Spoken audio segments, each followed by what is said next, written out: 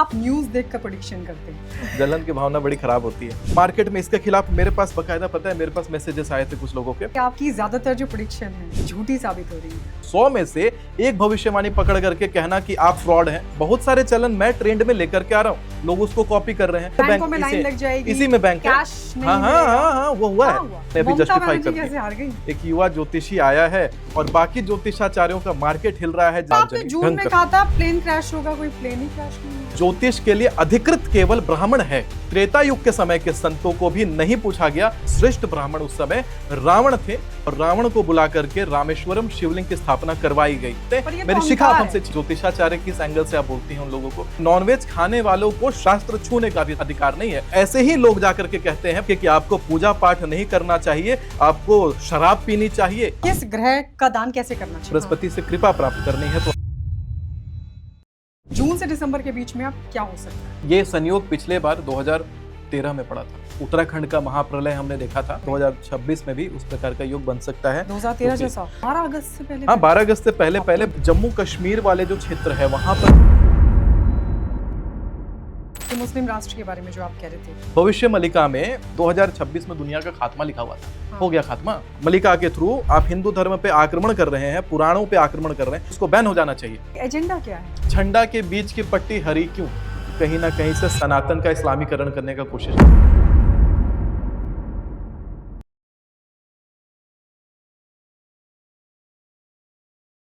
तो आज हमारे साथ हैं सुमिताचार्य जी महाराज। सुमिताचार्य जी महाराज, बहुत बहुत स्वागत है आपका। नमस्कार गायत्री जी, बहुत बहुत धन्यवाद अपने शो में आमंत्रित करने के लिए। अब सुमिताचार्य जी, ये क्या नौटंकी है? वही इससे मैं ऑरा क्लींस कर रहा हूँ। ओके हाँ, चलिए, तो शुरुआत हम करेंगे आप पर लगे आरोपों के साथ। पहला आरोप तो आप पर ये है कि आप न्यूज़ देखकर प्रेडिक्शन करते हैं। अच्छा, ये बताइए, प्रेडिक्शन का मतलब होता है कि कोई घटना के घटने से पहले प्रेडिक्ट हो जाना। हाँ। अब न्यूज़ देखकर प्रेडिक्शन ये मतलब हुआ कि घटना हो गई है उसके बाद बोलना प्रेडिक्शन। आप एक बात बताइए, कोई उदाहरण निकाल करके दीजिए ऐसा, क्योंकि मैंने प्रेडिक्ट किया हुआ है कि 2025 की शुरुआत में 2026 की अमूमन लगभग घटनाओं को प्रेडिक्ट कर दिया था मैंने। पेपर में पहले ही छपवा दिया था। वो जो न्यूज़ बता रही है वो न्यूज़ मेरा ही छपवाया हुआ था। घटना बाद में घटी है, छपा हुआ पहले की डेट पे होता है, न्यूज़पेपर में भी छपा है। आप जाकर के जनवरी में जो मैंने पॉडकास्ट करे हैं, जब मई में वो घटना घट रही है तो कौन से न्यूज़ देख करके प्रेडिक्शन करी है? होता क्या है कि लोग ना ये नहीं समझ पाते। लोग इतने क्या कहते हैं, कुछ लोग जो ये आरोप उठा रहे हैं, थोड़ा उनको पढ़ना लिखना चाहिए पहले। क्योंकि आप क्या होता है, जब कोई घटना घटती है तो वो घटना का एक न्यूज़ क्लिप चलता है और आपकी कही हुई पुरानी बात चलती है। तो लोग समझते हैं कि ये जो बात ये जो कह रहे हैं ये अभी तुरंत कह रहे हैं। लोग ये नहीं समझ रहे कि पुरानी बात है, उस पर डेट भी लिखा हुआ होता है भैया। वो वीडियो के साथ में डेट लिखा होता है कि ये बात ये इतने तारीख को पहले कही गई थी, फलाना पॉडकास्ट में कही गई थी। पूरा यूट्यूब का लिंक रहता है। यूट्यूब का डेट बदल सकती हैं क्या? या फिर आप इंस्टाग्राम पे किया हुआ पोस्ट का डेट तो नहीं बदल सकती। घटनाएं देखिए और मेरे पिछले पुराने पोस्ट में जाइए। कौन जाके देखेगा यूट्यूब पे? अब सुमिताचार्य जी ने कह दिया तो हमने मान लिया। नहीं तो मान लिया तो बढ़िया बात है, लेकिन हम तो पूरा रेफरेंस दे रहे हैं। रेफरेंस भी आपको समझ में नहीं आता, खाली बिना मतलब का आरोप लगा रहे हैं। क्या है लोगों का ना, ये देखिए अभी क्या किया मैंने, मोमबत्ती जलाई है, वही हो रहा है, जलने वाली बात है। जलन की भावना बड़ी खराब होती है। एक आरोप आप पर यह भी लगता है कि आपकी ज्यादातर जो प्रेडिक्शन है वो झूठी साबित हो रही है।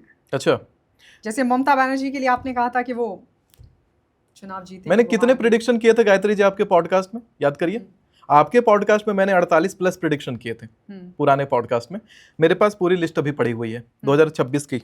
और इससे पहले भी 2025 के समय में मैंने 48 प्लस 48 से 50 प्रेडिक्शन करे थे।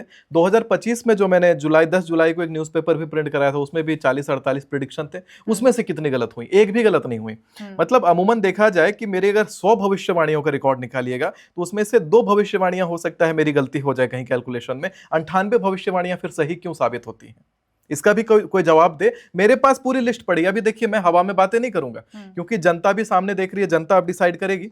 मैं अभी सामने बता रहा हूँ। क्या है ना, कुछ गैंग है बकायदा, लगता है उनको फंडिंग मिलती है मेरे खिलाफ बातें करने में, या पता नहीं क्या उनको दिक्कत है कि यार ये एक नया बिहार से उठ करके एक युवा ज्योतिषी आया है और बाकी ज्योतिषाचार्यों का मार्केट हिल रहा है, जिसके कारण इसको कहीं से पीछे खींचो। लोग लिख रहे हैं इसको रोकिए, इसको पीछे खींचिए, इसको गिराना पड़ेगा, इसको हटाना पड़ेगा। मार्केट में इसके खिलाफ मेरे पास बकायदा पता है मेरे पास मैसेजेस आए थे कुछ लोगों के, और मैसेज में था कि देखिए कोई फलाना ज्योतिषाचार्य है, वो आपके खिलाफ ऐसा वीडियो बनाने का साजिश रच रहा है, वो आपको डिफेम करने का कोशिश कर रहा है, कुछ होगा इस तरीके का, सावधान रहिएगा। तो ऐसी ऐसी बकायदा मैसेजेस मुझे मेरे इंटरनल, मेरे भी तो सोर्सेस है ना इंडस्ट्री में, मीडिया इंडस्ट्री को बहुत बड़ी इंडस्ट्री है नहीं, बातें तो मेरे तक आ ही जाती है घूम फिर करके, तो पता तो लग ही जाता है कि कौन क्या दिमाग लगा रहा है, किसने कहाँ पे क्या स्टेटमेंट दिया है।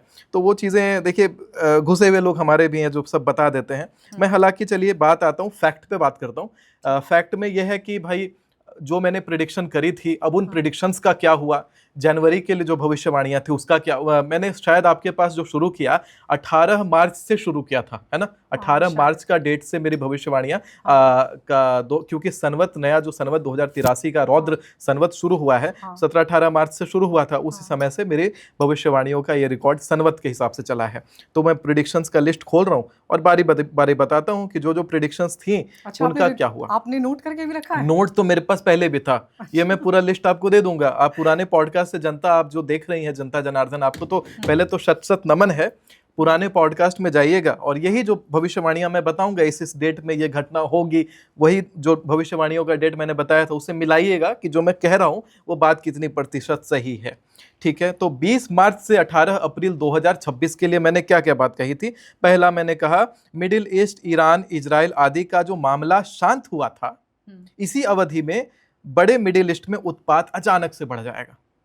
मिडिल ईस्ट में उत्पात बढ़ जाएगा। हाँ। क्या हुआ, आज तक ये युद्ध का जो संकट है, आज तक ये जो तांडव है, ये चल रहा है, सो चल रहा है, रुका ही नहीं। लोग सोच रहे थे 10 दिन का युद्ध है, 15 दिन का युद्ध है।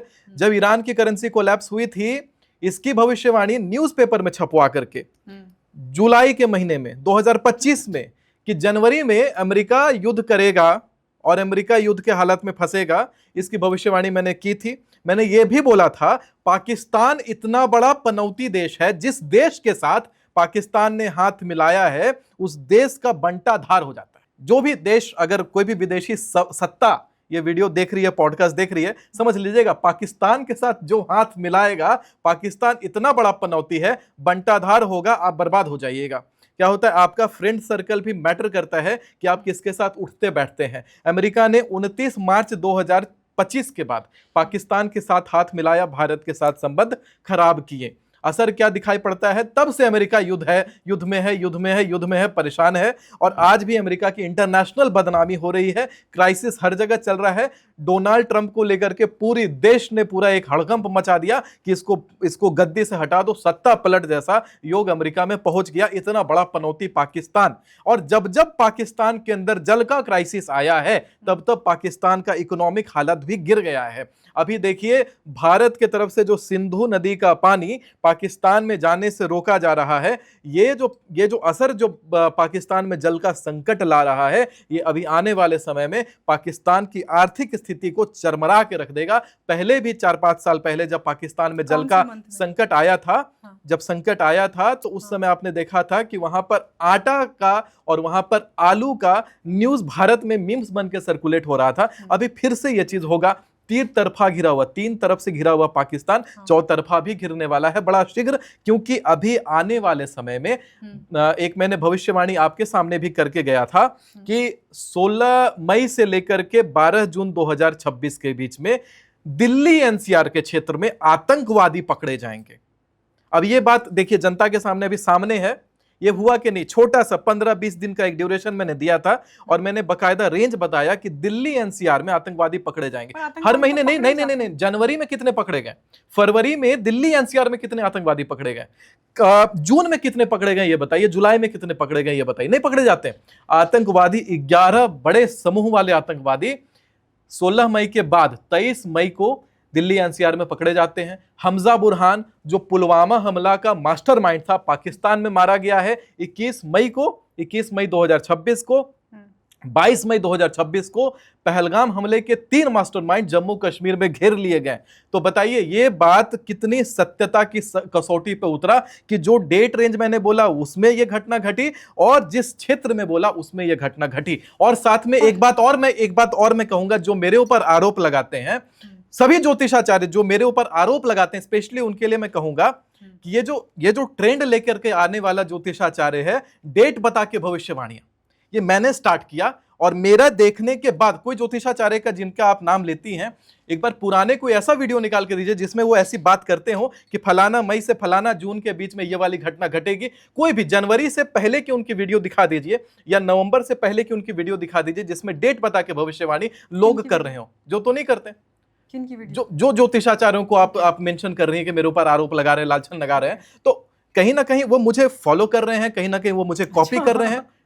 डेट बताने वाला तो कोई ट्रेंड लेके आया नहीं था, मैं लेके आया था डेट बता के भविष्यवाणी। और लोग क्या करते हैं बताओ, ऑन मीडिया बता रहा हूं, कोई डेट पे बात करो, अगर मैं कह रहा हूं 11 मई के बाद फलाना स्थिति गंभीर होगी, तो मैं देख रहा हूं सामने वाले बैठे ज्योतिषाचार्य भी तुरंत कह रहे हैं हाँ 11 मई से 12 मई के आसपास में ऐसी घटना घटने वाली। क्यों भैया? जो डेट मैं बता रहा हूं, मैंने 11 मई बोला, आप 12 मई या 10 मई बोल करके आप कट ले रहे हैं। क्या रीजन है कि आपको मेरे ही इर्द गिर्द वाले डेट आपको निकल के आते हैं? या फिर मैंने अपने हाथ में शक्ति यंत्र लेकर के मैं आना शुरू हो गया चैनल्स में, अब मेरा देखा देखी बहुत सारे ज्योतिषाचार्य अलग अलग प्रकार का यंत्र लेकर के घुसने लगे। ज्योतिषाचार्य कब से यंत्र लेके चल रहे थे? मैं एक साधना पद्धति से होके निकला, उसके बाद मैंने ये यंत्र को सिद्ध किया। इसके पीछे एक भूमिका है, इसके पीछे एक कथा है। अब आप जो यंत्र नाना प्रकार का लेके घूमने लगे चैनल्स में और जगहों पर, उसके पीछे का क्या साक्ष्य बनता है? पॉइंटलेस बात है। कितने सारे लोगों को आप देखिएगा, अभी यंत्र का भी चलन, बहुत सारे चलन मैं ट्रेंड में लेकर के आ रहा हूं, लोग उसको कॉपी कर रहे हैं। उसके बाद लोग मेरे ऊपर ही कहते हैं कि हमारी बिल्ली हम ही से म्याऊं, मतलब वापस मेरे ऊपर ही आरोप, मेरे ऊपर ही प्रत्यारोप, इनको नहीं आता, उनको नहीं आता। भाई नहीं आता तो सही कैसे? बाकी ज्योतिषों को बिल्ली कह रहे हैं? नहीं, बाकी ज्योतिषों को नहीं कह रहा हूं, जो आरोप लगा रहे हैं। देखिए, बाकी ज्योतिषाचार्य जो स्पेशली आरोप लगाते हैं उनके लिए मैं बात कर रहा हूं, बाकी तो सभी को नमन है। मैं तो अभी बच्चा हूं और सीखने के लिए आया हूं। आप सभी से मुझे सीखना है, ज्ञान तो आप सब में ज्यादा है, लेकिन अब अमूमन देखा जाए तो, लेकिन किसी को अगर आप कॉपी करते हैं तो उनका श्रेय भी लिया करिए। अगर कहते हैं गुरु से आपने सीखा और गुरु की ही अवहेलना कर लें तो ये तो बड़ी गलत बात होती है। गुरु कोई भी हो सकते हैं। अब सनकादि मुनि जो थे, छोटे छोटे बाल बटुक थे, 4 साल के 2 साल के छोटे छोटे बच्चे, जिन्होंने जय विजय को श्राप दिया था कि जा करके तुम 3 जन्मों तक राक्षस उत्पन्न होगे, तो ये जो श्राप मिला था वो भी छोटे बालकों ने दिया था। तो हो सकता है बालक भी होते हैं जिनके पास आ सकती है ईश्वरीय बातें। ज्योतिषाचार्य की बात आप करती हैं, ज्योतिषाचार्य किस एंगल से आप बोलती हैं उन लोगों को जो आरोप लगा रहे हैं? बहुत सारे लोग ऐसे हैं। मैं मानता हूं कि देखिए, ज्योतिष एक शास्त्र का विषय है, शास्त्र के अंदर आता है। कोई भी शास्त्र उठाइए, कोई भी पुराण उठाइए, अंतिम अध्याय में मिला होता है कि इसकी कथा का श्रवण कैसे करना चाहिए। शुरू में भी मिलता है, हर जगह लिखा हुआ है कि ब्राह्मण कुल में उत्पन्न व्यक्ति होना चाहिए जो इस शास्त्र का निपुण तरीके से अध्ययन उसने किया हो, और उस ज्ञानवान ब्राह्मण को व्यास पीठ पर बैठा करके आपको ज्योतिष का ज्ञान प्राप्त करना चाहिए। तो ज्योतिष के लिए अधिकृत केवल ब्राह्मण है। अगर आप ब्राह्मण वर्ण में नहीं उत्पन्न हुए हैं, ब्राह्मण वर्ण का बड़ा महात्म्य है। त्रेता युग के काल में जब राम जी क्षत्रिय वर्ण में उत्पन्न हुए थे, क्षत्रिय वर्ण में उत्पन्न राम जी को भी अधिकार नहीं था कि आप रामेश्वरम शिवलिंग की स्थापना करें। ब्राह्मण की ही आवश्यकता पड़ी और श्रेष्ठ ब्राह्मण उस समय रावण थे, और रावण को बुला करके रामेश्वरम शिवलिंग की स्थापना करवाई गई। क्यों? उतने सारे नाना प्रकार के ऋषि मुनि, नाना प्रकार के संत, त्रेता युग के समय के संतों को भी नहीं पूछा गया, रावण रूपी ब्राह्मण को क्यों पूछ करके वहां पर रामेश्वरम शिवलिंग की स्थापना करवाई गई। वर्ण की बहुत महत्ता होती है, क्योंकि आप अगर मानते हैं कि हमारे भी पूर्वजों ने, हमारे पुराने वंशजों, हमारे पुराने पीढ़ियों ने जिस प्रकार से जप किया, जितनी साधना करी, जितना तपोबल उन्होंने अर्जित किया, उस तपोबल का श्रेय तो मुझे प्राप्त होगा। हो सकता है कि इस शरीर में आने के बाद मैंने उतना तपस्या नहीं करा, लेकिन तपस्या नहीं करा पर उनका दिया हुआ आशीर्वाद, उनका दिया हुआ तपोबल कहीं ना कहीं ब्राह्मण के अंदर विद्यमान है, तो ब्राह्मणों को अधिकार। दूसरा, नॉनवेज खाने वालों को शास्त्र छूने का भी अधिकार नहीं है। कहते हैं देवी भागवत में, अवश्य में वो भोक्तव्यम कृतं कर्म शुभा शुभम, मतलब जो व्यक्ति मांस का भक्षण करता है वो व्यक्ति उतने 1000 वर्ष तक नरक की यातना भोगता है जितने उस जीव के शरीर में रोमे होते हैं। तो समझिए कि संचित पाप इतना ज्यादा उस व्यक्ति के ऊपर है, वो पापाचारी व्यक्ति इतना ज्यादा पापाचारी है कि अगर वो शास्त्र का अध्ययन करे, शास्त्र का पठन करे और वाचन कर दे अगर शास्त्र का, तो वो अनर्थ उत्पन्न करवाता है, एक विस्फोट हो जाता है। वो विस्फोट ऐसा है कि ढोल गवार शूद्र पशु नारी को लेकर के रामायण जलाया गया, शास्त्र जलाया गया। इसके पीछे का यही सब कारक है कि आप शास्त्र नहीं समझ सकते, बुद्धि मांसाहार खाने से भ्रमित होती है। और ऐसे ही लोग जाकर के कहते हैं फलाना की कुंडली देख करके कि आपको पूजा पाठ नहीं करना चाहिए, आपको शराब पीनी चाहिए। ऐसे ऐसे जो अनाप शनाप कुंडली विश्लेषण करके भ्रमित करते हैं जनता को, ये ऐसे ही लोग होते हैं। ऐसे लोगों को ज्योतिष नहीं करना चाहिए क्योंकि आपको पाप लग रहा है। दूसरी बात, हर शास्त्र में, चाहे वामन पुराण पढ़िए, चाहे आप ब्रह्म वैवर्त पुराण का अध्ययन करिए, उसमें स्पष्ट रूप से लिखा हुआ है कि ब्राह्मणों को पात्रता प्राप्त है। यानी पात्रता यानी अगर आप कुंडली देखते हैं तो उसके द्वारा दिया हुआ जो धन होता है उसको दक्षिणा कहते हैं। दक्षिणा लेकर के अगले का पाप शमन आप करते हैं, पात्रता ब्राह्मण को प्राप्त है। फिर जो अनन्य जो लोग अभी ज्योतिष को पढ़ करके कर रहे हैं काम, कैसे कर रहे हैं? आप दक्षिणा क्यों ग्रहण कर रहे हैं लोगों से? कैसे आप दक्षिणा ले सकते हैं? आप दक्षिणा के शास्त्रोक्त तरीके से अधिकारी हैं नहीं। जब शास्त्र आपको दक्षिणा लेने का अधिकार नहीं देता है तो फिर आप इस चीज को लेकर के धनार्जन क्यों कर रहे हैं, ढोंग आडंबर क्यों कर रहे हैं? जी, वो करना चाहते हैं ज्योतिषाचार्य, नहीं करना चाहिए। शास्त्र तो मना करता है, करते हैं तो अनिष्ट है ना, उसी की अनिष्टता होती है। मान लीजिए कोई व्यक्ति आपको दान देके जाता है, कई सारे परेशान ज्योतिषाचार्य मेरे पास आते हैं कई बार अपने समस्याओं को लेकर के। होता क्या है कि किसी का, समझिए, किसी के साथ क्या होता है कि अगर किसी व्यक्ति का आपने दान ले लिया, उसने तो आपको दान दिया। दान मतलब क्या होता है? दान मतलब उसके घर का ग्रह, उसके घर का संकट, वो एक श्रद्धा भाव से आपको दे गया।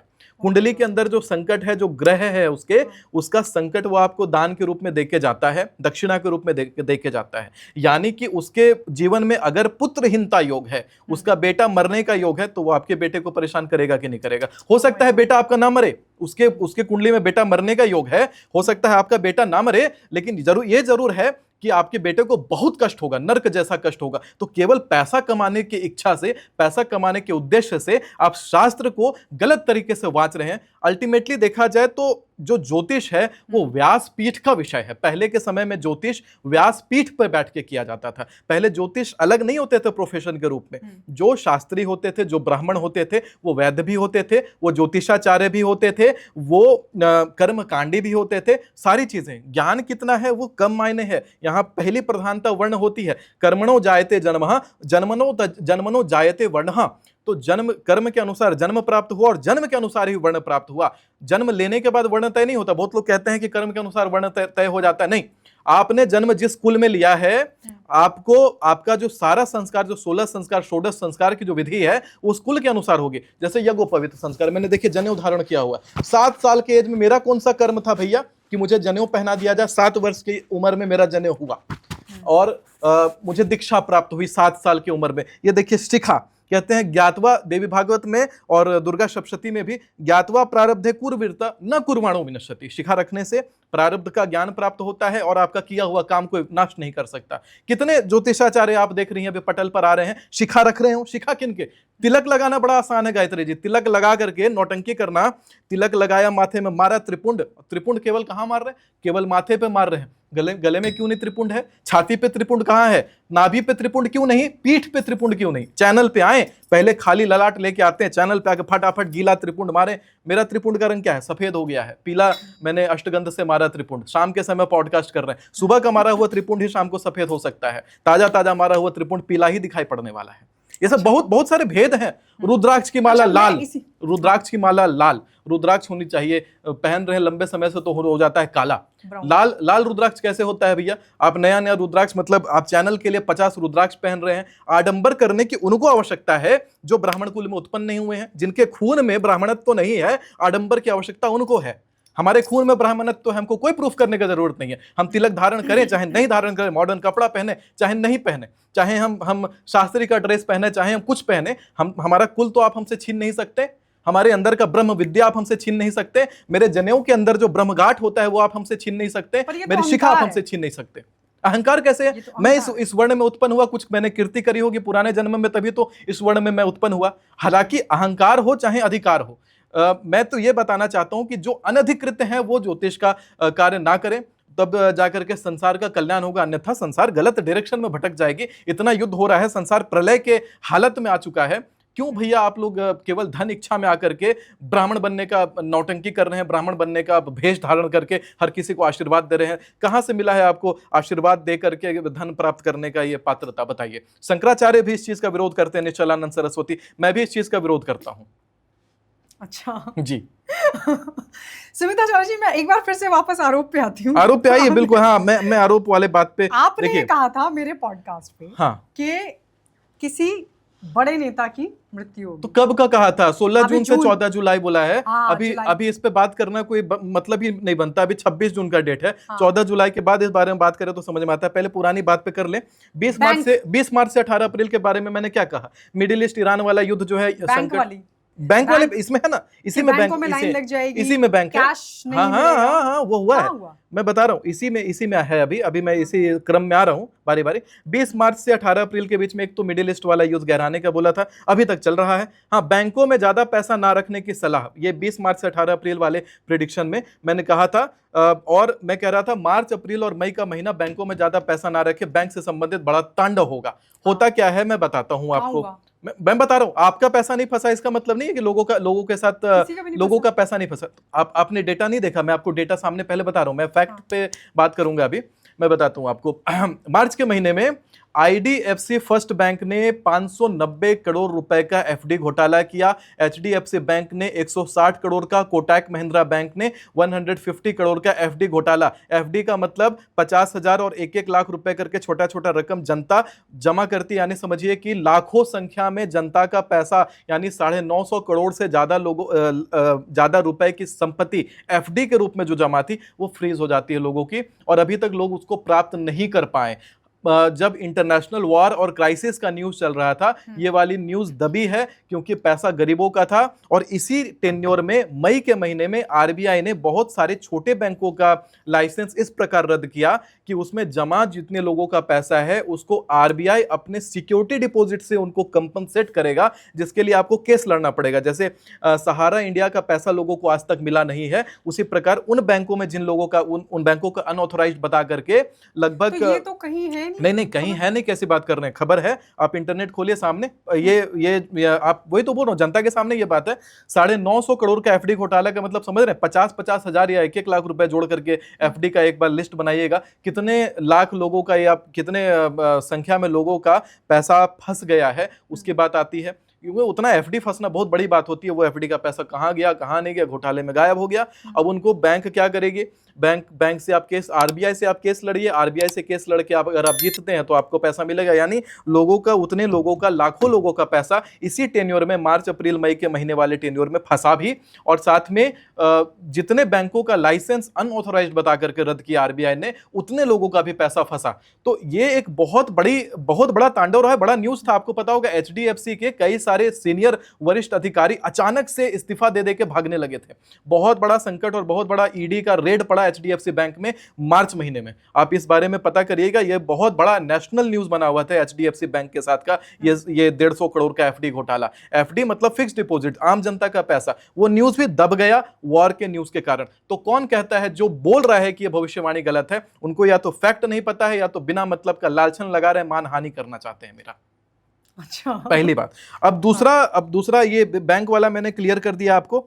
दूसरा मैंने ये कहा था कि मेटल में निवेश अच्छा है इस वर्ष। कॉपर देखिए बहुत तेजी से बढ़ रहा है। हालांकि 18 अप्रैल से 16 मई पे आते हैं, मैंने बोला था जेल से संबंधित बड़ा तांडव होगा, कोई बड़ा जेल ब्रेक होने का संभावना बनता है। आपको पता होगा दक्षिण भारत का एक बहुत कुख्यात सीरियल किलर था, बहुत कुख्यात सीरियल किलर, जेल तोड़ करके वो बंदा भाग गया है, और इसी टेन्योर में भागा था। 20 मार्च से 18 अप्रैल वाले टेन्योर, लगभग 10-11 अप्रैल के आसपास में ये बड़ा जेल ब्रेक दक्षिण भारत का एक बहुत बड़ा न्यूज बना था।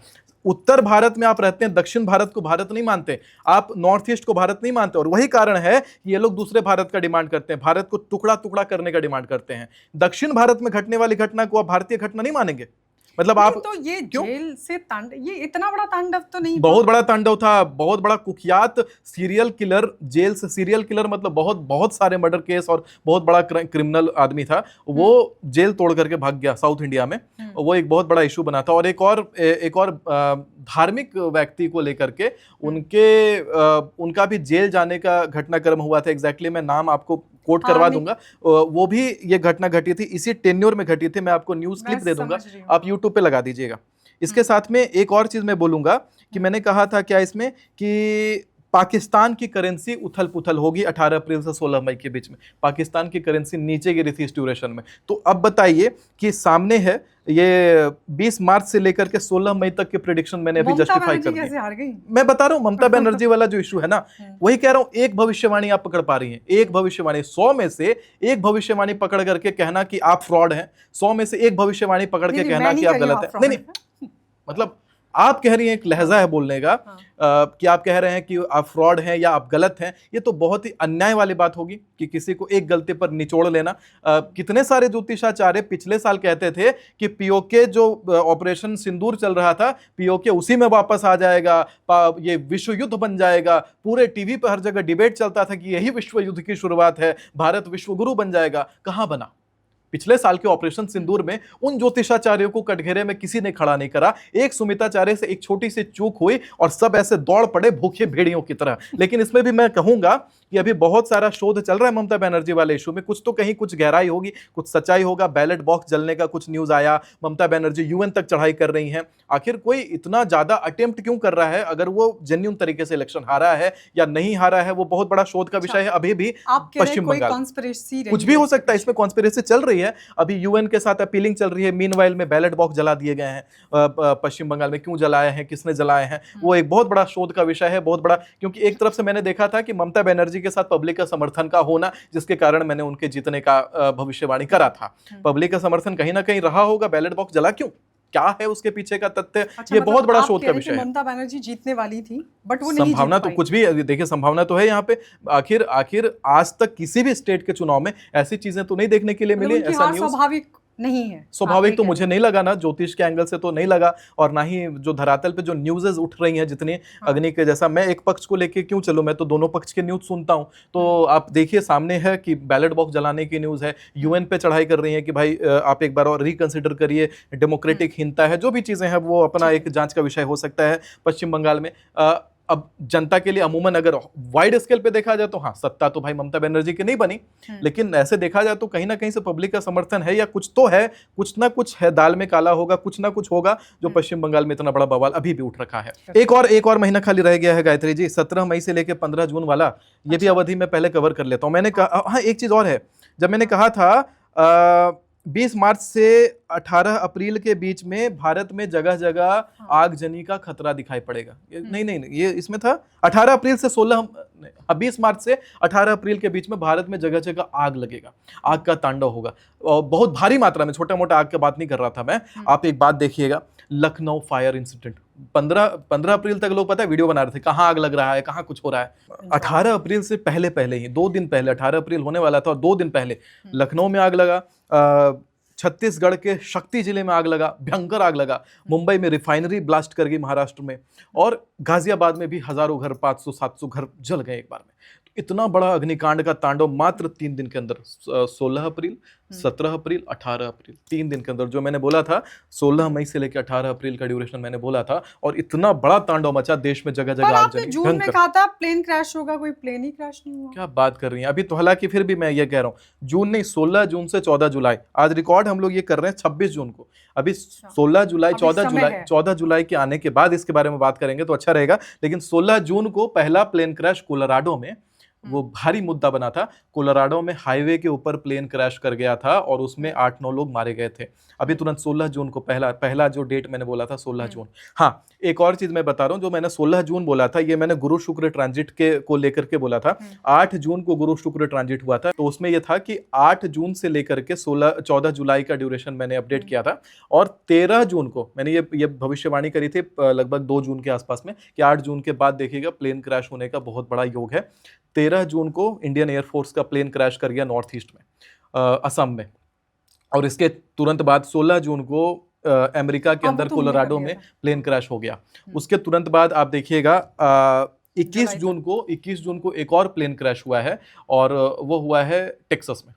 21 जून को टेक्सास नहीं है, मुझे इसका लोकेशन अभी ध्यान में नहीं है कि ये प्लेन क्रैश कहाँ हुआ, मैं बता रहा हूँ आपको। एक और प्लेन क्रैश हुआ फोल्हिम जर्मनी में 23 जून 2026, यानी आज हम 26 जून को रिकॉर्ड कर रहे हैं, अभी से 3 दिन पहले भी प्लेन क्रैश हुआ। हालांकि अब इस पे लोग बहुत सारे आरोप पता है क्या लगाते हैं कि आप जो हैं एयरलाइन की जो वेबसाइट होती है उससे डेटा उठा करके आप प्रिडिक्शन कर। आप एक बात बताइए, उस पे डेटा भविष्य के बारे में दिया हुआ है कि भविष्य में प्लेन क्रैश होने वाला उसका डेटा है कि जो प्लेन क्रैश हो गया है उसका डेटा है? ये एक नॉर्मल, एक कहते हैं ना कॉमन सेंस की बात है। भविष्यवाणी हो रही है 6 महीने पहले, भविष्यवाणी हो रही है 1 साल पहले, आप कह रहे हैं कि वेबसाइट से उठा के बोल रहे हैं। वेबसाइट पे आज जो घटना घटी या पहले जो घटना घटी थी उसका वर्णन होता है, वेबसाइट पे घटने वाली घटना का वर्णन किसी आधिकारिक वेबसाइट के ऊपर नहीं होता। जिस प्रकार से मेरी भविष्यवाणी 1 साल पहले होती है, 6 महीने पहले होती है, तो कौन सी भाई एयरलाइन की वेबसाइट में घटने वाली घटने की भविष्यवाणी है? थोड़ा मुझे भी दिखा दीजिए। एक पता है क्या होता है, जनता के सामने जब आप ऐसे किसी न्यूज की वेबसाइट ऐसे खोल के दिखाते हैं स्क्रॉल कर करके, देखिए फलाने वेबसाइट पे ऐसे लिखा हुआ है, ऐसे लिखा हुआ है, तो उसमें क्या होता है, जनता सोचती है अरे भैया तो फैक्ट के साथ बात कर रहा है। फैक्ट कहां है उसमें? अरे भैया आप प्रेजेंट का बात कर रहे हैं, आज घटना घटी उसके बारे में वहां लिखा हुआ है वहां, और मेरे रिपोर्ट्स में साल भर पहले लिखा हुआ है आने वाले समय में क्या घटेगा। आने वाले समय का कौन सी वेबसाइट में घटा हुआ भाई? चलिए आज हम नोट करेंगे अभी दिसंबर तक की प्रेडिक्शंस, लेकिन उससे पहले मैं जल्दी से छोटे छोटे आरोप ले लेती हूँ। भविष्य मालिका वाले आपको अक्सर टारगेट करते हैं, क्यों? देखिए टारगेट करना कहते हैं, अब मैं देखिए हाथी चले बाजार वगैरह बोलने का मन था, लेकिन मैं नहीं बोलना चाहता। देखिए मैं सम्मान करता हूँ सबका और मैं सीखने के लिए बैठा हुआ हूँ। तो वो कहते हैं सारे ज्योतिष फर्जी हैं, उनमें आपका भी नाम लेते हैं। गलत बात है ना, फर्जी कैसे होगा भैया? ज्योतिष का मतलब हुआ कि ब्राह्मण कुल में व्यक्ति उत्पन्न हो, ज्योतिष का मतलब हुआ शास्त्र की जानकारी हो। मैं मंत्रों के साथ भी व्याख्या देता हूँ और मंत्रोच्चार करते हुए मैं लाइव भी करता हूँ, कर्मकांड भी आते हैं मुझे। तो फर्जी कौन से एंगल से हो गया? और मेरे भविष्यवाणियां भी सही जाती हैं, फर्जी कौन से एंगल से हो गया? भविष्य मलिका में कई सारी बातें लिखी हुई हैं। 2026 में दुनिया का खात्मा लिखा हुआ था, हो गया खात्मा? कहाँ हुआ दुनिया में? अभी हम सामने बैठ के पॉडकास्ट 32 में कह रहे हैं, 32 में भी खात्मा नहीं होगा।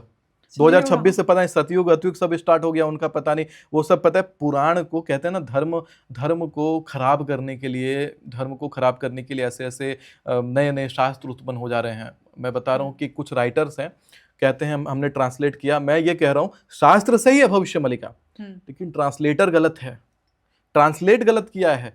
कैसे ट्रांसलेट किया? थोड़ा सा ताड़पत्र वाला जो है ना, साइड बाय साइड उनको फोटो लगाना चाहिए कि आपने ट्रांसलेशन जो किया है उसके वेरिफिकेशन होनी चाहिए। भाई किस हिसाब से? मैं नहीं मानता कि पहले के समय में जो आचार्य गण होंगे जिन्होंने भविष्य मलिका लिखी होगी वो इतने मतलब इतने भी जानकारी नहीं होगी कि भैया पुराण में लिखा हुआ है कि 4,32,000 वर्ष का कलयुग होता है, ये 28वां कलयुग चल रहा है और अभी मात्र 5,000 वर्ष बीते हैं। तो वो ऐसा कभी नहीं कह सकते कि 2025 में 2026 में प्रलय आ जाएगा। युग संध्या आने में कल की अवतार को आप मतलब खंडित कर रहे हैं। आप पूरे हिंदू धर्म को, आप समझिए बात को, कितना बड़ा कॉन्स्पिरेसी है। आप पूरे हिंदू धर्म पे आक्रमण कर रहे हैं। अच्छा, मलिका के थ्रू आप हिंदू धर्म पे आक्रमण कर रहे हैं, पुराणों पे आक्रमण कर रहे हैं। हर पुराण में ये बात लिखी हुई है। जब हम पूजा करते हैं तो सबसे पहली पूजा पद्धति होती है, मैं मंत्र बोलता हूं, संकल्प में कहते हैं ओम श्री विष्णु विष्णु विष्णु श्रीमद भगवतो महापुरुषस्य विष्णु राज्ञा पर्वतमानस्य अद्यम ब्रह्मणो हि द्वितीय प्रार्धे श्री श्वेत वराह कल्पे वैवस्वत मनवंतरे अष्टाविंशतितमे कलियुगे कलि प्रथम चरणे भूलोके जम्बूद्वीपे भरतखंडे आर्यवर्त अंतर्गत भारत देशे। तो इस प्रकार से जब हम बोलते हैं तो हम बोलते हैं अष्टाविंशतितमे कलियुगे, 28वां कलयुग चल रहा है और कलयुग का प्रथम चरण है। प्रथम चरण मतलब मात्र 5,000 वर्ष बीता है, 4,32,000 वर्ष का ये कलयुग होता है। 8,64,000 वर्ष का द्वापर युग था, 16 लाख 17 लाख कुछ हजार वर्ष, 12,000 वर्ष के आसपास का त्रेता युग था, 34 लाख कुछ 35 लाख कुछ हजार वर्ष का सतयुग था। तो इस प्रकार से सब युगों के बारे में टिप्पणी दी गई है। आप उन टिप्पणियों को भी खंडित कर दे रहे हैं। एक मलिका को आपने गलत ट्रांसलेट किया और गलत ट्रांसलेशन की किताब छापी, उस किताब को पॉपुलर करने के चक्कर में आप पूरे हिंदू धर्म के धरातल को, पूजा पद्धति के शुरुआती चीजों को खंडित करते हैं। इसको बैन हो जाना चाहिए। बैन हो जाना कैसे? मतलब आप खंडित कैसे कर सकते हैं? पूजा पद्धति को खंडित कर रहे हैं। आप बोल रहे हैं अगर युग संध्या यही चल रहा है, आप बोल रहे हैं अभी कल की अवतार हो जाएगा। मतलब आप मना कर दे रहे हैं जो हमने मंत्र बोला जो नित्य कर्म पूजा प्रकाश में मंत्र लिखा है, ब्रह्म वैवर्त पुराण में यह मंत्र लिखा है, ऋग्वेद में यह मंत्र आता है, तो ऋग्वेद के मंत्रों को, वेद के मंत्रों को आप खंडित करके अपनी बात कहना चाहते हैं कि भैया ये तुरंत जो है अभी अभी द्वापर, अभी युग संध्या आ गया है, अब यहीं से दूसरा युग शुरू हो जाएगा। ये सब तो गलत बात है। आपने ट्रांसलेट गलत किया किताब को, गलत किताब ट्रांसलेट करके आप छपवाते हैं और आप लोगों के सामने आकर के बोलते हैं और फिर मेरे बारे में टिप्पणी मारते हैं, फ्रॉड है, ये है। ये कोई तरीका होता है? आचार्य को कहां शोभा देता है किसी व्यक्ति को फ्रॉड शब्द बोलना, चोर शब्द बोलना, ठग बोलना, मतलब गाली देना? आप ऑनलाइन पटल पे एक प्रकार से आपको अगर लाखों लोग देख रहे हैं, लाखों लोग के बीच में आकर के आप ऐसी गंदी अभद्र बात करते हैं, दूसरे आचार्य के बारे में अभद्र टिप्पणी देते हैं, शोभा देता है किसी ब्राह्मण को? आप संदेश देना चाहते हैं कि हिंदुओं को एक होकर रहना चाहिए, दूसरे तरफ से एक हिंदू कुछ कार्य कर रहा है तो दूसरे हिंदू उसके ऊपर प्रहार करें, ये तो बहुत ज्यादा गलत है। जितना धर्मांतरण हो रहा है उनको नहीं बोल सकते आप, गाजियाबाद में इतना बड़ा घटना घटा उनको नहीं बोल सकते आप, क्योंकि हिम्मत नहीं है उनको बोलने की। आपको पता है फिर गड़बड़ हो जाएगा, बहुत बड़ी कंट्रोवर्सी हो जाएगी, फंस जाएंगे मामले में। पता है कि ब्राह्मण सीधा साधा व्यक्ति होता है, जितना लपेटना है लपेट लो, उसके नाम की जितनी रोटी खानी है खा लो, नाम उसका ट्रेंड में चल रहा है, रोज उसके नाम के ऊपर वीडियो बनाओ। अच्छा, मेरे ऊपर ये लोग देखिए, एक तो मेरे नाम का प्रयोग करके फेमस भी हो रहे हैं लोग, और मेरे नाम का प्रयोग करके मुझे गाली भी दे रहे हैं। ये तो वही बात हो गया कि मेरी बिल्ली मेरे से म्याऊं। अच्छा, मैं ये जानना चाहती हूँ क्योंकि जो भविष्य मालिका वाले दावा करते हैं, शनि मीन राशि में जब आएगा, जैसे कि ज्योतिष शनि मीन राशि में आ गया है गायत्री जी, मालिका का प्रचार करने वाले कॉपी कर रहे हैं इस बात को, या मलिका सही है गायत्री जी, मलिका सही है, लेकिन मलिका का जो ट्रांसलेटेड वो जो किताब दिख रहे हैं हम लोग, वो ट्रांसलेशन गलत है। क्योंकि मैं नहीं मानता कि पुराने आचार्य इस तरीके से बात बोलेंगे युग वगैरह को लेकर के, मैं नहीं मानता, गलत बात है ये सब। तो ये एजेंडा क्या है? एजेंडा है धर्म को खराब करना। हर रोज एक नया पंथ शुरू हो जा रहा है हमारे धर्म में, हर रोज एक नई पद्धति शुरू हो जा रही है। ब्राह्मण है, मैं नहीं मान रहा ना, ब्राह्मण है, ठीक है ब्राह्मण है, लेकिन नया धर्म बनाने की कोशिश हो सकती है। बहुत सारे ब्राह्मण रहे हैं जो ब्राह्मण होने के बाद मतलब कई सारे धर्म नए नए वहीं से उत्पन्न हो गए, अलग संस्था बनाने के लिए, अपने आप को ज्यादा ऊपर दिखाने के लिए कर रहे हैं शुरुआत, मंत्रों के साथ छेड़छाड़। मैं बताऊं, आप खोलिए ना एक बार कभी, अगर पढ़ते होंगे जो लोग देख रहे हैं, मैं बताऊं, बगला ब्रह्मास्त्र पढ़िए, आप चाहे बटुक भैरव का तंत्र पढ़िए, उन किताबों में आपको साफ साफ वर्णन मिलेगा। किताब पढ़ते पढ़ते अचानक से आयत सुनना ये सब भी शुरू हो जाएगा किताब में, बीच में। क्या उसमें मैनिपुलेशन है? हाँ, अच्छा, मतलब उस किताब में ये सब है? हाँ, हिंदू की किताब है, उसमें आयत आ गया, उसमें सुनना आ गया, पता नहीं उसमें और क्या क्या चीजें आ जाएंगी, उसमें पीर बाबा की विधियां आ जाएंगी। क्यों आ रही है? बगला ब्रह्मास्त्र की किताब में बीच में क्यों डली हुई है? आप कोई भी बगला ब्रह्मास्त्र का किताब उठाइए, बगला मुखी की किताब होती है, पढ़ते पढ़ते पढ़ते पढ़ते बीच में ये सब चीजें आ जाएंगी। इस्लामिक तंत्र क्यों? वही तो मैं पूछ रहा हूँ, क्यों? और यही होता है धर्म को खराब करना। धर्म की आड़ लीजिए और धर्म की आड़ लेकर के उसके अंदर अपना भी डाल दीजिए। अभी क्या हो रहा है कि तो पहले बगलामुखी में नहीं था ये सब? पहले कहां से रहेगा? बगलामुखी हिंदुओं का किताब है। अभी देखिए एक बात और मैं बताता हूँ, ये वास्तु वाले जो जितने होते हैं क्या करवाते हैं, बोलते हैं नॉर्थ ईस्ट के डायरेक्शन में जो आपका मंदिर होता है घर का, वहां पर मंदिर के अंदर लाल रंग का कपड़ा आप नहीं रखिए। क्यों कहते हैं ऐसा लाल कपड़ा नहीं रखिए?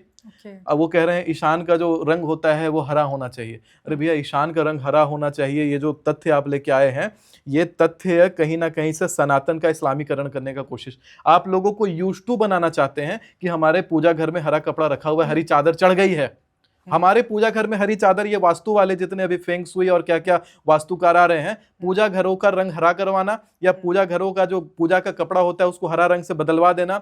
घर में किसी का परेशानी चल रहा है तो उसका प्रयोग करके उसके माइंड को इतना मैनिपुलेट करते हैं कि उसके घर में हरा कपड़ा अल्टीमेटली पहुंचाना है। कोई एजेंडा है, कोई टेक्निक है जो लोग यूज करके कहीं ना कहीं से हमारे धर्म का इस्लामीकरण का कोशिश करते हैं। ऐसे वास्तुकारों का भी मैं विरोध करता हूँ। एक चीज और मैं कहूंगा कि जैसा मैंने एक अभी टिप्पणी दी है, धर्म को खराब करने की कोशिश। अभी देखिए जिन किताब का आप वर्णन कर रही हैं, उस किताब में आप देखिए उन्होंने एक झंडा अपना लॉन्च कर दिया। झंडा के बीच की पट्टी, झंडा के बीच की पट्टी हरी क्यों है? हरी पट्टी हमारा भगवा पट्टी, लाल पट्टी, पीला पट्टी नहीं, हरी पट्टी। क्या इसका तथ्य बनता है? क्या दिखाना चाहते हैं आप? और ऊपर से हमारे शास्त्रों पे आक्रमण, पूजा पद्धति में जो मैंने बोला श्लोक के अंदर में, उस श्लोक की बातों पर आक्रमण।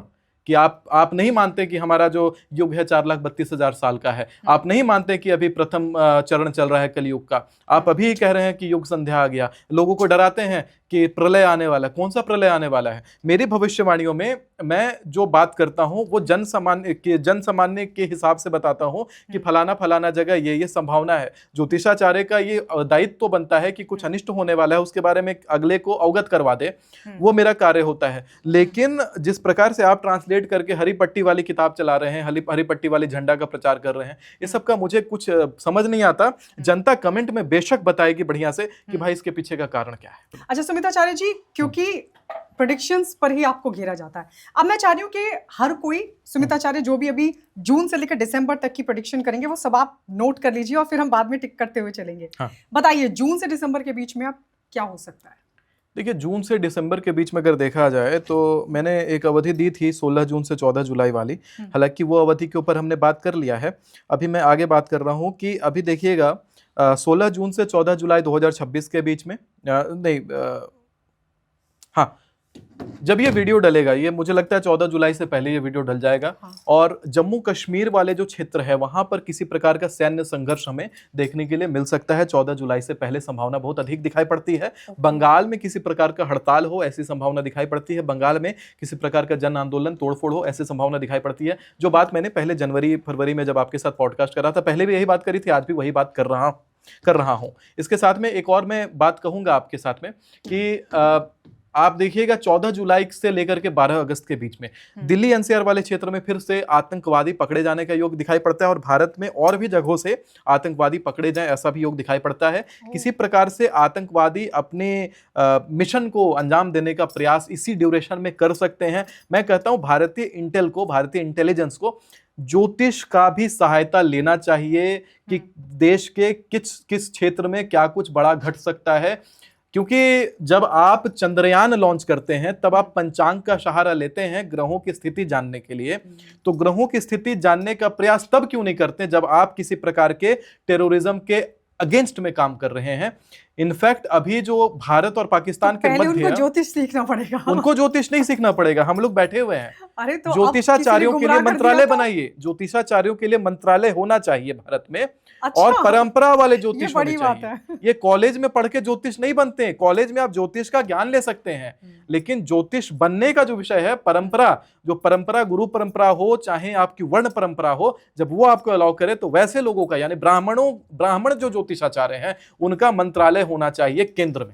पहले भी ब्राह्मणों के ही छत्र छाया में शासन चलता था।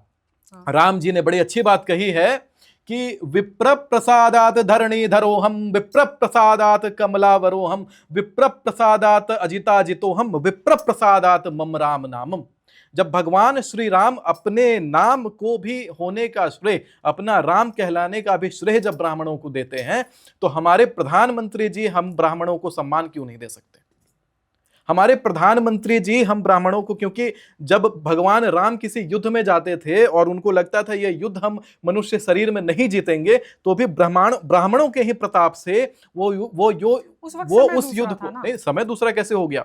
हर काल हर परिस्थिति में जो वर्ण व्यवस्था है, जो धर्म है, वो वैसा का वैसा रहेगा। आप एक बात बताइए, सतयुग में गायत्री जी, तो अभी मैं आपसे प्रोफेशन बना रखा है। हाँ, तो अभी मैं आपसे काउंटर कर रहा हूँ इस बात पे। भी आप लोगों में विरोध हो जाएगा। नहीं, अभी तुरंत काउंटर करता हूं इस बात पे। आप एक बात बताइए गायत्री जी, आप अपनी माता को माता कहेंगे, माता के साथ कैसा व्यवहार करेंगे, या कोई व्यक्ति अपने बहन के साथ जो व्यवहार करेगा और पत्नी के साथ क्या व्यवहार करेगा, दोनों व्यवहारों में जो भेद होता है वो धर्म बताता है। क्या सतयुग में धर्म दूसरा था? क्या कलयुग में ये बदल गया?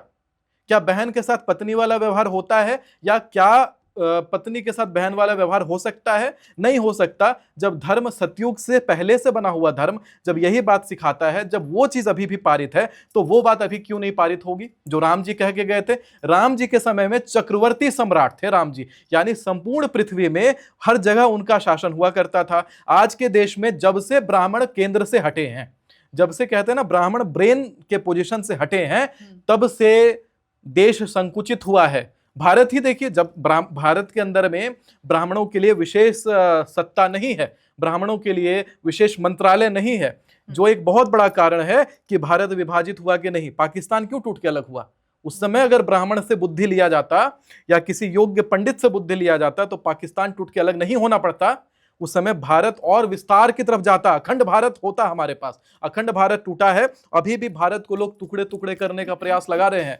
मैं कह रहा हूं बहुत अनिवार्य है भारत के अंदर ब्राह्मणों के लिए, ज्योतिषाचार्यों के लिए एक मंत्रालय का होना। अच्छा, प्रेडिक्शन पे एक बार फिर से आ जाते हैं जी। तो इसके अलावा और क्या होगा? इसके अलावा 15 जुलाई तक कोई प्लेन क्रैश का आप बता रहे हैं?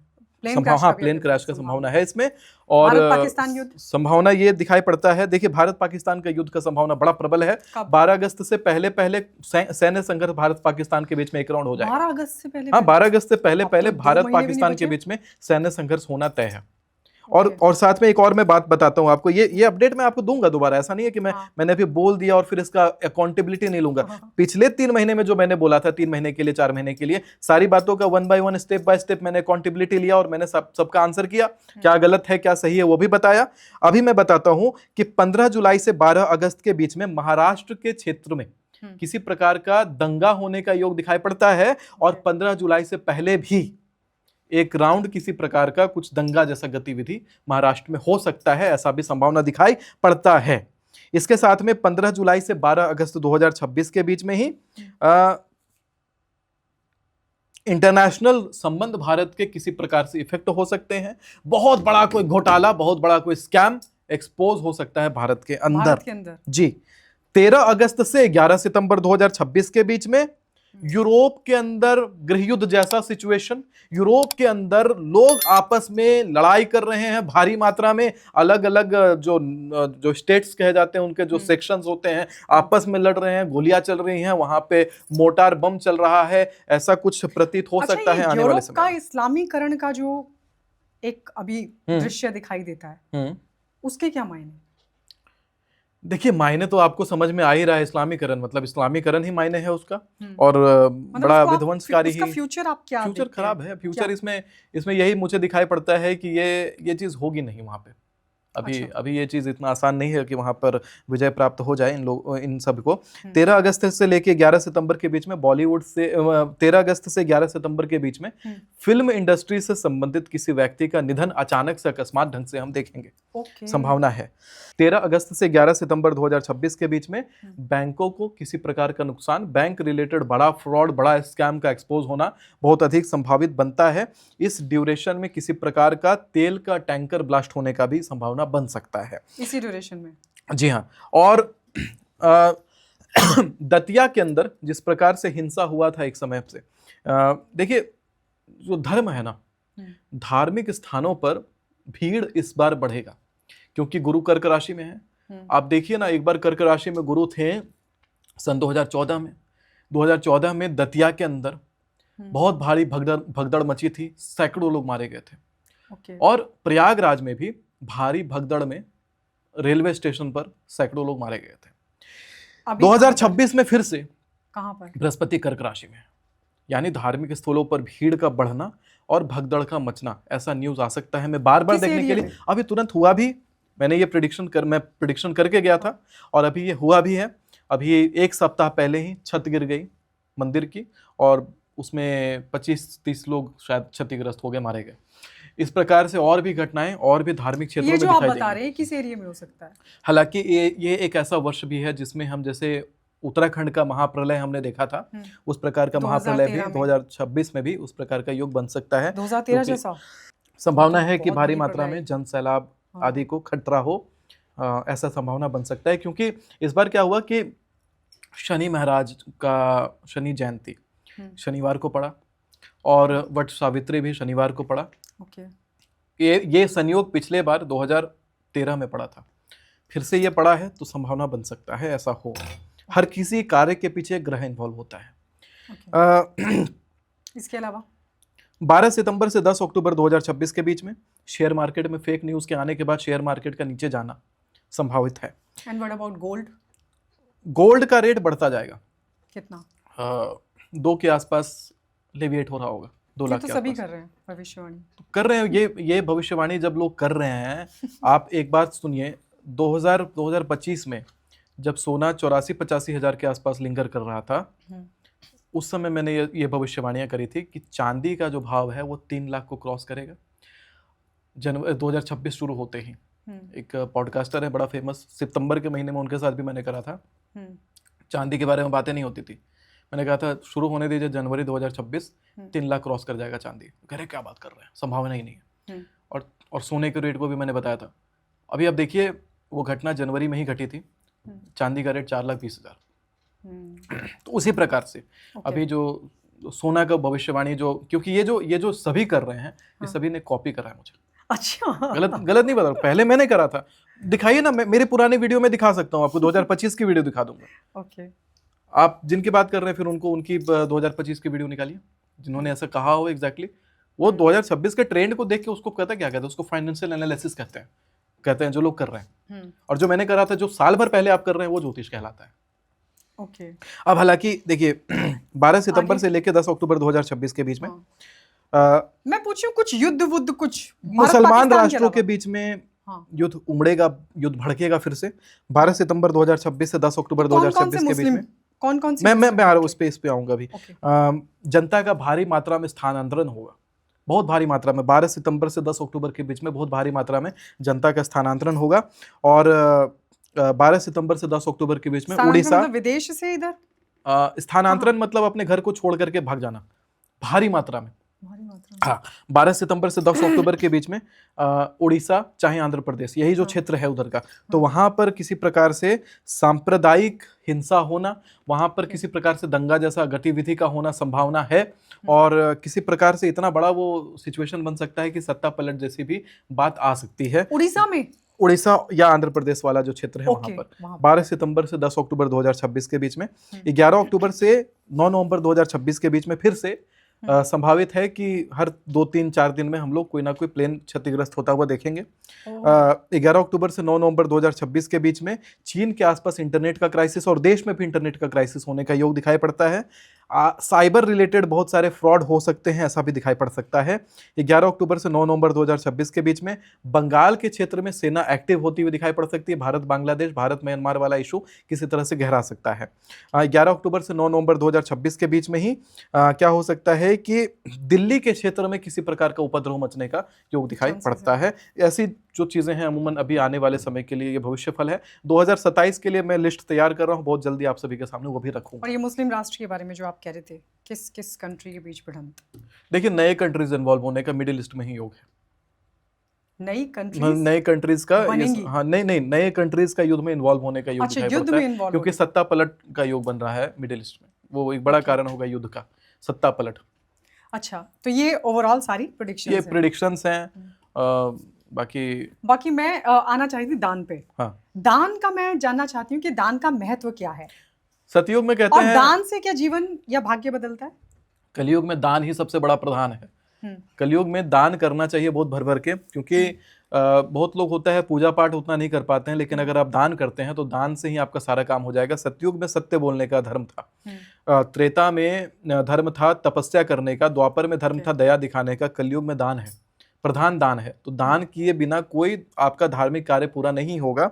तो दान जरूर करना चाहिए, जितना मौका मिले करिए। मेरे भी गाड़ी में आप देखिएगा, अभी मेरे गाड़ी में भर के हमेशा खाना पीछे वाली सीट पे रखा रहता है। अच्छा। कोई जरूरतमंद मिल जाए, कोई जानवर मिल जाए, मैं उसको खिलाता हुआ चलता हूँ। रास्ते भर मेरी गाड़ी थोड़ा थोड़ा रुकेगी, मैं खाना खिलाता हुआ जाऊंगा। तो ये जैसे मेरा भी एक चीज़ है। मैं विदेश में भी जाता हूँ तो वहाँ तो दान नहीं करते लोग, लेकिन मेरा वहाँ भी चलता है कि खिलाते पिलाते चलता हूँ लोग को।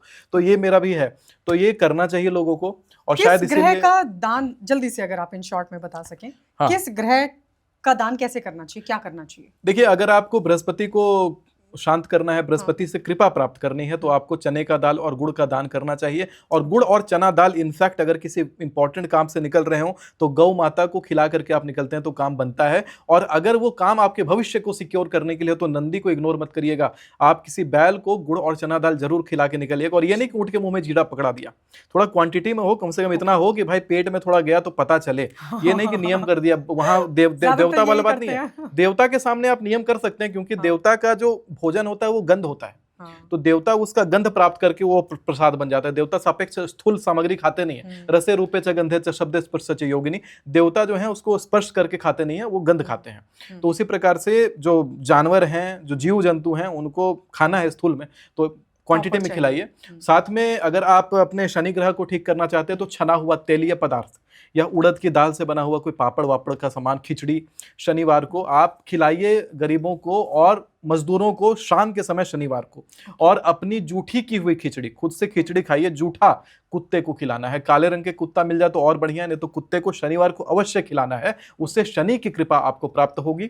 शुक्र की कृपा प्राप्त करना चाहते हैं तो दही से स्नान करना शुरू करिए। शरीर में जैसे साबुन शैम्पू लगाते हैं, दही लगा करके स्नान करिए और साथ में नहाने के पानी में थोड़ा सा दही डाल करके नहाना शुरू करिए। बहुत अच्छा होता है, शरीर के लिए भी बहुत अच्छा होता है दही से स्नान करना, और साथ में वैसे भी बहुत अच्छा होता है। अगर आप अपने बुध ग्रह को मजबूत करना चाहते हैं तो बुध ग्रह के लिए, बुध ग्रह आपके वाणी का सुधार करता है। बुध ग्रह को ठीक करना बहुत जरूरी है। बुध ग्रह आपके बिगड़ते हुए कामों को भी बना देगा, क्योंकि आपकी वाणी से सारी चीजें कंट्रोल होती हैं। कहाँ कौन सी बात कहते हैं उसका जो असर पड़ता है वो बुध ग्रह के कारण पड़ता है। बुध को अच्छा रखना जरूरी है। हरे फल का दान, हरी सब्जी का दान आपको करना चाहिए। हरे मूंग की दाल का दान करना चाहिए। पंछियों को हरे मूंग की दाल को रात को भिगो करके अगले दिन बुधवार को खिलाइए। मंगलवार की रात को पानी में डालिए भिगोने के लिए और बुधवार की सुबह सुबह पंछी को खिलाइए, बड़ा लाभ प्राप्त होगा। मंगल को अगर आप ठीक करना चाहते हैं तो आपको ईंट का दान, चाहे माचिस का दान, चाहे ईंधन का दान किसी मंदिर में कर देना चाहिए। ये देखिए जैसे मैंने दिया जला रखा है इधर, तो मंगल को अगर आप ठीक करना है, क्योंकि मंगल आपके जीवन में आपके शत्रुओं को नाश करता है, शत्रु से आपको बचाता है। मंगल आपकी स्ट्रेटेजी को स्ट्रॉन्ग करता है। मंगल आपको बलवान करता है। मंगल फेमस करता है। मंगल आंख को मजबूत करता है। मंगल आपके चेहरे के तेज को बलवान करता है। मंगल खून को साफ करता है। तो मंगल का बड़ा काम है, तो मंगल को ठीक जरूर करिए। मंदिरों में, भंडार घरों में आप गैस का व्यवस्था करवा दीजिए, कभी ईंधन का व्यवस्था करवा दीजिए। मंगलवार के दिन ऐसा करना चाहिए। हनुमान जी के बाएं पैर का सिंदूर माथे पे लगाइए। और अगर चंद्रमा को ठीक करना है, चंद्रमा आपके मन को शांत रखेगा, बुद्धि शांत रखेगा। अपनी माँ को अपने हाथ से पानी जरूर पिलाया करिए। अगर माँ नहीं है तो पत्नी को अपने हाथ से पानी पिलाया करिए। और खाने के समय कभी भी पानी मांग के मत पीजिए। पानी हमेशा खुद से भर के लीजिए और पीजिए। आप समझिए ये बड़ा ही गुप्त प्रयोग है। पानी जब आप मांग के पीते हैं किसी के हाथ से, तो अगले व्यक्ति का चंद्रमा ठीक होता है और आपका थोड़ा गड़बड़ होता है वहां, क्योंकि आपने घर में ज्यादातर यही करते हैं लोग। ये गलत है। पानी और नमक मांग के नहीं लेना चाहिए, ये खुद लेने की चीज होती है। आप कर्जदार बनते हैं। तो ये रहा अमूमन कुछ ग्रहों की बात। राहु केतु के लिए अगर है तो मंदिर के अंदर धूप बत्ती का दान, धूप की सेवा लगाना बहुत जरूरी है। शंकर जी के शिवलिंग के ऊपर दुर्वा चढ़ाना जरूरी है। गणेश जी को दुर्वा चढ़ाना जरूरी है। इससे आपका राहु स्ट्रांग होता है। और केतु ठीक करने का सबसे बढ़िया समाधान है कि आप शिवलिंग के ऊपर सरसों के तेल से अभिषेक कर दिया करें। केतु ठीक होगा तो शरीर का दर्द ठीक रहेगा। अगर कोई परिवार का सदस्य आपसे दूर रहता है, केतु का एक गुप्त प्रयोग आपको बता देता हूं कि नदी के किनारे सुबह ब्रह्म मुहूर्त में चले जाइएगा, नदी या जलाशय के किनारे चले जाइएगा और एक जार में आप सरसों का तेल लेके जाइएगा और साथ में अपने साथ एक ब्लेड लेके जाइएगा, जो शेविंग वाला ब्लेड होता है वो, या चाकू लेके जाइएगा। उससे एक क्रॉस का निशान बना के थोड़े घुटने भर पानी में जाइए और जाकर के नदी की तलहटी पर एक क्रॉस का निशान बनाइए। सरसों के तेल का जो जार है बिल्कुल उल्टा औंधा पलट करके उस क्रॉस के निशान को उससे दबा दीजिए और थोड़ा फोर्स दीजिए कि मिट्टी में थोड़ा वो गड़ जाए सरसों का तेल, और धीरे धीरे रिस्क तेल अपने आप ऊपर आता जाएगा। अपना 2 घंटे 3 घंटे में जब वो तेल खत्म हो जाएगा, जार से बह जाएगा पूरा पानी के अंदर, समझिए वहां से आपका केतु ठीक हो जाएगा। अच्छा। आप उल्टे पैर घर आ जाइए, किसी को बताइएगा मत आपने उपाय करा है। बहुत सारे पर्यावरणविद जो हैं इसके ऊपर ज्ञान देना शुरू कर देंगे। पानी में आपने तेल भगवा दिया। मैं आपको बता रहा हूँ तेल बड़ा ऑर्गेनिक चीज होता है और ये कोई पेट्रोलियम वाला तेल नहीं है कि इससे वहाँ की लाइफ को खतरा हो। कई लोग दूध के ऊपर टिप्पणी देते हैं पानी में दूध मिलाना। कितने सारे पता है आपको बैक्टीरिया जो होते हैं इन चीज़ों का सेवन करते हैं। ये बायोलॉजिकल चीज़ है, केमिकल वाली चीज़ नहीं है कि उससे नुकसान होता है। इससे वाटर को नुकसान नहीं होता, इससे वहाँ के जीव जंतुओं को नुकसान नहीं होता। बहते हुए पानी में ये करना है। बहता हुआ पानी में आपका एक छोटा सा जार का तेल ज़्यादा नुकसान नहीं करने वाला, और हर किसी का केतु खराब नहीं होता है कि एक बार में 1 करोड़ लोग उसी नदी में पहुंच जाएं। अच्छा। तो इतना बिना मतलब का पर्यावरण का ज्ञान नहीं। सूर्य ठीक करना है, पिता का सम्मान करिए, पिता को अपने हाथ से भोजन करवाइए, माथे पर चंदन अवश्य लगाया करिए और मंदिर में चंदन की सेवा दीजिए। सूर्य आपका बढ़िया रहेगा। चलिए बहुत बहुत धन्यवाद सुमिताचार्य जी, गायत्री शर्मा पॉडकास्ट में आने के लिए। Thank you so much. बहुत बहुत धन्यवाद।